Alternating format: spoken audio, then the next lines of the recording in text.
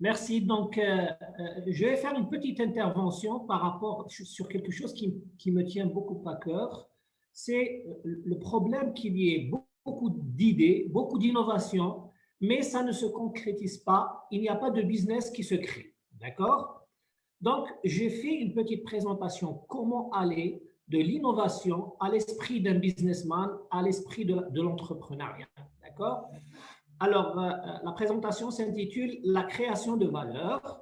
Donc, elle s'articule sur une introduction, les 5 éléments de toute entreprise, la loi impitoyable du marché, les besoins humains fondamentaux, les 10 critères d'évaluation d'un marché, la valeur perçue, le prototype, le cycle d'itération et le feedback. Donc, comme introduction, donc, toute entreprise prospère crée quelque chose qui possède une valeur. Donc, le plus important, c'est de créer quelque chose qui possède une valeur. Le monde est rempli d'opportunités d'améliorer la vie des individus et votre mission d'entrepreneur est d'identifier, là c'est important, identifier ce dont les autres manquent, puis de trouver le moyen de leur apporter. La valeur que vous créez peut prendre différentes formes, mais le but reste identique. Essayez d'améliorer, même modestement, la vie de vos semblables. Sans création de valeur, une entreprise ne peut pas exister. Vous ne pouvez pas commencer si vous n'avez pas quelque chose à proposer. Les meilleures entreprises du monde sont celles qui créent le plus de valeur que pour les autres. Certaines entreprises prospèrent en distribuant une valeur faible à un grand nombre de personnes, d'autres en délivrant une valeur forte à un petit nombre de personnes. Les 5 éléments de toute entreprise. Globalement, une entreprise, c'est un processus capable d'être répété qui crée et distribue quelque chose de valeur en répondant à un désir ou un besoin d'autres individus à un prix qu'ils sont prêts à payer et d'une manière qui satisfait leurs besoins et leurs attentes en vue de dégager des bénéfices. Ça, c'est très important, Ejma. Beaucoup de start-upers, ils pensent que la réussite, c'est l'idée, la réussite, c'est de gagner un prix dans un concours. Non, je tiens à souligner ça. La réussite, c'est de dégager des bénéfices en créant une entreprise. C'est ça le but de l'innovation qui devient une entreprise. Donc, toute entreprise est un ensemble de 5 processus. Donc, on va résumer les processus là. 5 processus indépendants. Donc, premièrement, la création de valeur. Donc, qu'est-ce que vous allez produire? Les 5 éléments de toute entreprise sont à la base de toute idée valable et de tout business plan de qualité. Si vous êtes capable de définir clairement chacun de ces 5 éléments processus pour n'importe quelle entreprise, vous comprendrez parfaitement son fonctionnement. Alors, il y a le marketing. Donc, après avoir créé le produit, vous devez faire du marketing. Et là, c'est très important aussi. Beaucoup de jeunes pensent qu'en créant un produit, c'est bon, j'ai réussi. L'effort marketing, le budget marketing, c'est un élément très important dans la réussite de la start-up ou de l'entreprise. Donc, vous devez dépenser, créer du marketing pour attirer des prospects qui sont intéressés par acheter votre produit. Alors, après que vous ayez dans votre entonnoir, dans votre funnel des prospects, vous devez leur vendre. Donc, il y a un processus de vente, transformer les prospects en clients qui payent. Après, vous devez délivrer. Comment délivrer après avoir reçu le paiement? Vous devez délivrer. Est-ce qu'il faut une livraison? Est-ce qu'il faut une prestation de service? Est-ce qu'il faut une étude, etc. Après, et le plus important, comme je disais tout à l'heure, c'est gagner suffisamment d'argent pour poursuivre votre activité et récompenser vos efforts. J'insiste encore, j'ai assisté à beaucoup de concours comme ça. Les jeunes sont là pour gagner un titre dans le concours. Il ne s'agit pas de gagner de titres. Ça ne remplit pas vos poches, ça ne remplit pas vos comptes bancaires. Vous devez arriver à vendre votre produit. Et là, on va parler de la loi impitoyable du marché. Alors, je répète, sans revenus suffisants pour pouvoir survivre, une entreprise fait faillite. Vos revenus dépendent totalement de l'attrait qu'ont les gens pour ce que vous proposez.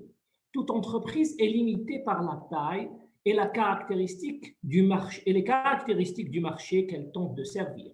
La loi du marché est impitoyable, froide et sans concession. S'il n'y a pas suffisamment de monde à vouloir vraiment de votre offre, vos chances de développer une entreprise viable sont très minces.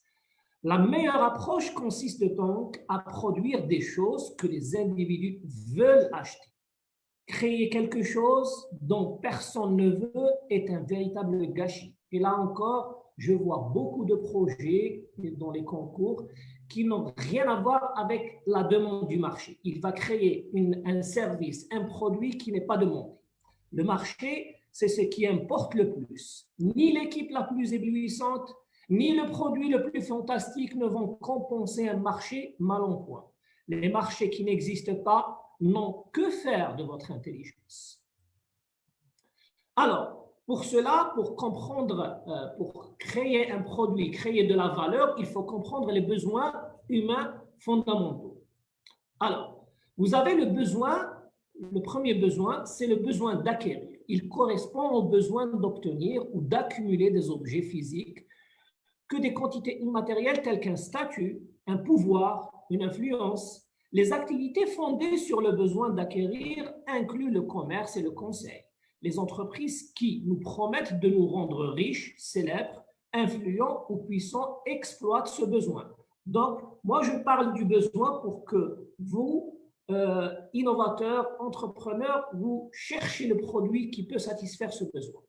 Il y a le besoin de se relier. Il correspond au besoin d'entrer en relation avec les autres pour nous sentir appréciés, valorisés et aimés. Les activités fondées sur le besoin de nous relier incluent la restauration, les conférences, l'événementiel ou les services de rencontre. Les entreprises qui nous promettent de faire de nous des individus séduisants, appréciés ou très estimés, exploitent ce besoin. Le besoin d'apprendre, donc il correspond au besoin de satisfaire notre curiosité. Les activités fondées sur le besoin d'apprendre incluent les universités, la formation, l'édition. Les entreprises qui nous promettent d'améliorer nos connaissances ou nos compétences exploitent ce besoin. Le besoin de se défendre. Il correspond au besoin de se protéger, de protéger nos proches, de défendre notre territoire. Les activités fondées sur les besoins de nous défendre incluent les alarmes, les systèmes de surveillance, les assurances, la formation aux arts martiaux, les services juridiques. Alors, nous avons aussi le besoin de ressentir. Il correspond au besoin d'une nouvelle stimulation sensorielle, d'expérience émotionnelle intense, de plaisir, d'excitation, de divertissement et d'anticipation. Les activités basées sur le besoin d'éprouver ce sentiment incluent la restauration, le cinéma, les jeux, les concerts, etc. À chaque fois qu'un groupe d'individus a un besoin insatisfait dans un ou plusieurs de ces domaines, il se forme un marché. Voilà l'idée. Donc, retenez ça. À chaque fois qu'un groupe d'individus a un besoin insatisfait dans un ou plusieurs de ces domaines, il se forme un marché destiné à satisfaire ce besoin. Par conséquent, plus votre offre répond à ces différents besoins, plus elle sera attractive aux yeux de votre marché potentiel. Alors, comment évaluer un marché? Donc, les 10 critères, nous allons parler des 10 critères d'évaluation d'un marché. Alors, vous avez l'urgence. L'urgence, c'est-à-dire dans quelle mesure votre offre répond-elle à un besoin ou à un désir immédiat des individus. La taille du marché. Combien de personnes sont prêtes à acheter ce genre de choses? Le prix possible. Quel est le prix le plus élevé qu'un acheteur type serait prêt à payer pour trouver une solution à son problème? Le coût d'acquisition d'un client. Est-il facile de gagner un nouveau client? En moyenne, combien allez-vous investir en termes d'argent, de temps et d'énergie pour générer une vente? Ce qu'on a appelé tout à l'heure le marketing. Combien on va dépenser en argent pour apporter des prospects? Le coût pour délivrer la valeur. À combien estimez-vous le coût de la création de la valeur pour la délivrer en termes de temps, d'argent et d'énergie, surtout pour des projets qui nécessitent du développement des services, du travail? Alors, l'originalité de l'offre. Quel est le degré de singularité de votre offre comparé aux offres existantes de la concurrence et dans quelle mesure est-il facile pour vos concurrents de vous copier? La rapidité de mise sur le marché. Avec quelle rapidité pouvez-vous créer quelque chose à vendre? L'investissement initial, combien allez-vous dépenser, investir pour être prêt à vendre votre premier produit? Et enfin, le potentiel de vente additionnel. Pourriez-vous réaliser des ventes connexes à l'offre que vous avez proposée à vos clients? Le 10e point, pardon, il y a le potentiel de persistance. Une fois que vous avez créé votre offre initiale, quelle somme de travail supplémentaire allez-vous devoir lui consacrer pour continuer à la vendre, c'est-à-dire la continuité du produit? Alors, je vois des conversations. Non, c'est pas moi. Très bien. Maintenant, on va parler de la valeur perçue. Donc, j'ai synthétisé les éléments les plus importants pour avoir cet esprit d'entrepreneur. D'accord? Alors, j'aime bien cette citation. Les individus n'échangent pas de l'argent contre des choses s'ils accordent davantage de valeur à leur argent qu'à ces choses-là. La valeur perçue détermine le prix que vos clients sont disposés à payer pour ce que vous leur offrez. Plus un prospect attache de la valeur à votre offre, plus il sera susceptible de l'acheter et plus il acceptera d'y mettre le prix. Les offres les plus valables aux yeux des clients possèdent une ou plusieurs des caractéristiques suivantes. Alors, elles satisfont un ou plusieurs des besoins humains fondamentaux. Donc ça, c'est récurrent. Elles ont un résultat final attractif et facile à visualiser. Alors, un prospect, quand il va acheter, il veut voir la situation. Il est dans une situation A, il veut voir la situation B après avoir acheté votre produit ou service. Elles autorisent un prix de la solution de facilité maximale en minimisant les traces à supporter par l'utilisateur final, c'est-à-dire la facilité d'acquérir cette solution, ce produit-là. Elles satisfont la recherche de statut social du prospect en lui apportant des signaux sociaux désirables qui l'aident à donner une bonne impression aux autres. Alors, maintenant, on a compris comment passer de l'innovation, chercher le produit qu'on veut créer, la valeur qu'on veut créer, le besoin qui va répondre à un besoin chez notre marché, définir notre marché. Maintenant, il est important de créer le prototype. Nous avons l'idée, nous avons le marché, nous avons la demande, il faut créer le prototype. Donc, c'est aussi simple que cela. Si je ne tente jamais rien, je n'apprends jamais rien. Une idée n'a guère de valeur en soi. En revanche, découvrir si cette idée fonctionne vraiment est la mission prioritaire d'un entrepreneur. N'hésitez pas à montrer. Alors ça, c'est important aussi, c'est récurrent par nos jeunes. À chaque fois, ils me demandent comment protéger mon idée. Là, je vais dire, n'hésitez pas à montrer à des clients potentiels ce que vous êtes en train de faire, même si ce n'est pas encore au point. Et comment votre travail progresse. À moins de travailler dans un secteur où vos concurrents sont inhabituellement agressifs, compétents et riches, vous n'avez pas à redouter, très important, vous n'avez pas à redouter que les autres vous volent votre idée. C'est une question récurrente. Ils vont me voler mon idée. Les idées sont bon marché. Il y a plein d'idées. Tout le monde a des idées. C'est la réalisation qui compte. Ce qui importe, c'est de pouvoir concrétiser une idée, ce qui est le plus difficile. Bien plus que de savoir si l'idée est bonne. Fonctionner en mode masqué diminue vos possibilités d'apprentissage et vous désavantage énormément dès le départ. Il est presque toujours préférable de s'attacher à recueillir les informations en retour du client, et on va en parler tout à l'heure encore plus avec précision, aussi rapidement que possible. Le cycle d'itération. quand vous avez une idée d'un projet, d'un produit, le premier prototype, il faut à chaque fois l'améliorer, le tester, l'optimiser, l'améliorer, ainsi de suite. Donc, nul ne réussit du premier coup. Aussi intelligent ou talentueux soit-il, il n'existe pas de meilleure preuve que le chef-d'œuvre artistique. Un chef-d'œuvre artistique, c'est un produit dont l'artiste a mis beaucoup de temps pour le réaliser. Le cycle d'itération est un processus que vous pouvez utiliser pour améliorer n'importe quelle offre au fil des temps.